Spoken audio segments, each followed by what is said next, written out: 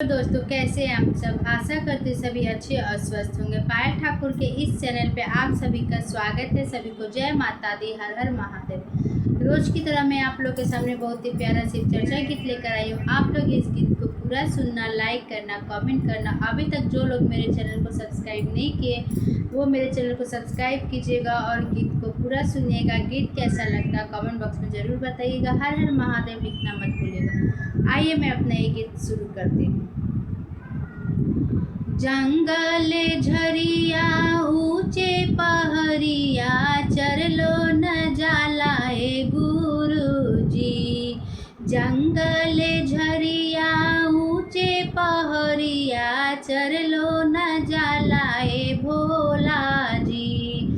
चलते चलते मोरे पौआ फिरले दर्शनवा दे दिए गुरुजी। चलते चलते मोरे पहुआ दुखला दर्शनवा दे दिए भोला जी।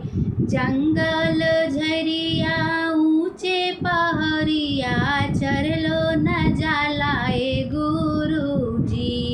जंगल झरिया ऊंचे पहरिया चरलो न जाला भोला जी।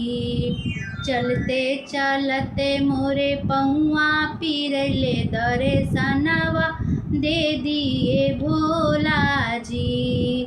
चढ़ते चढ़ते मोरे पौआ दुखला दर्शनवा दे दिए भोला जी।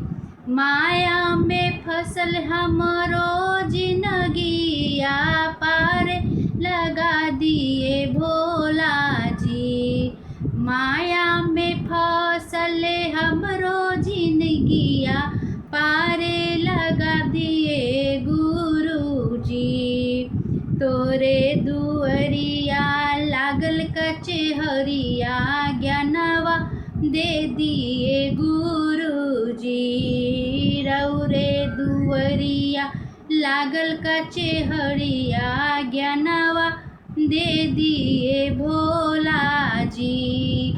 सोने सुराही गंगा जल पानी तोह पे चढ़े बउए गुरुजी। भांग धतुरवा पिसी पिसी लइबो भोगवा लगइबो गुरुजी। रौरे दुअरिया लागल कचहरिया ज्ञानवा दे दिए गुरुजी। रौरे दुअरिया लागल कचहरिया ज्ञानवा दे दिए भोला जी। रौरे दुअरिया लागल कचहरिया ज्ञानवा दे दिए भोला जी।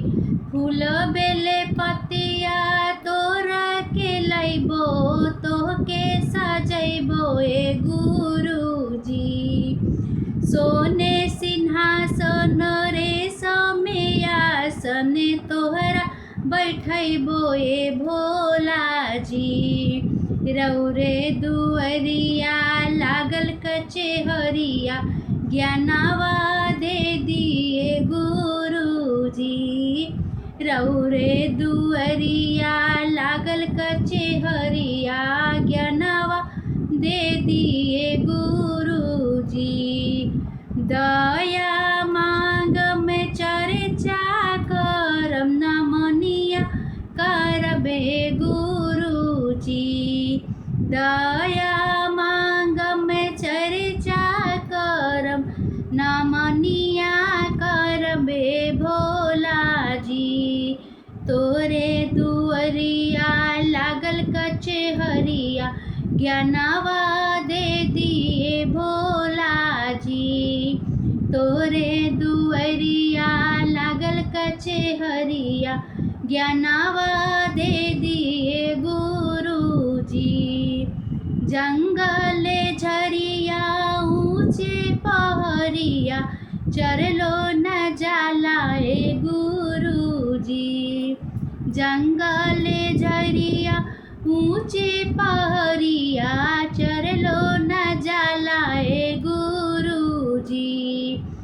चलते चलते मोरे पौआ पिरैले दर्शन दे दिए भोला जी।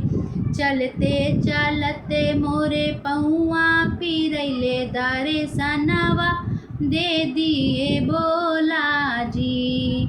चलते चलते मोरे पौआ दुखाला दर्शनवा दे दिए भोला जी।